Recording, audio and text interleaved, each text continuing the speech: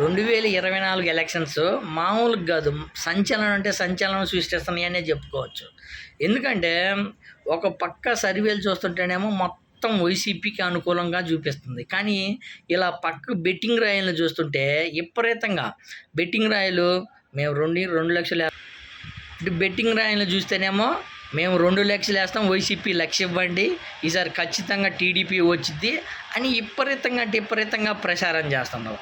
ఒక పక్క టీడీపీ వాళ్ళు కానీ ఏదైతే ముందస్తుగానే కుంకాలు భోజనాలకు రెడీ చేసుకోవడము, ఈయన ముందస్తు ప్లానింగ్లో భాగంగా అన్నీ ముందే ప్లాన్ చేసుకొని పెట్టుకున్నారు. కానీ వైసీపీ పార్టీ వాళ్ళు ఏదైతే సర్వేలను కానివ్వండి, జగన్మోహన్ రెడ్డి గారు చెప్పేదాన్ని బట్టి కానీ మొత్తం ఈసారి ఖచ్చితంగా కుండబద్దలు కొట్టినట్టుగా కానీ వైసీపీ పార్టీ వచ్చిద్దని ఖచ్చితంగా చెప్తాను. అయితే నిన్న కొన్ని సర్వేలు చెప్పాయి.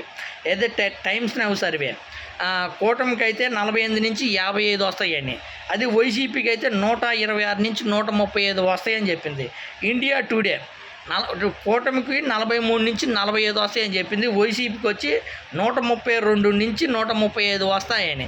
మొత్తం 1, 2, 3, 4, 5, 6, 7, 8, 9, 10, 11 సర్వేలు చూస్తే మొత్తం వైసీపీకి అనుకూలంగానే వస్తున్నాయి అని ఖచ్చితంగా ఎటువంటి తీరా లేదు. ఖచ్చితంగా వైసీపీ ఈసారి ఫామ్ చేసిద్ది.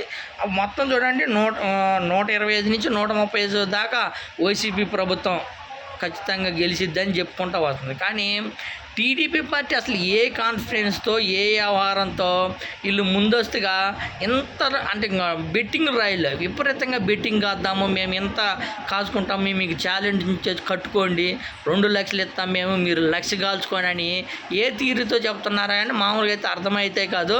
మొత్తానికైతే రేపు ఇంక మహా అంటే ఇంక 2-3 రోజుల్లోనే ఉంది.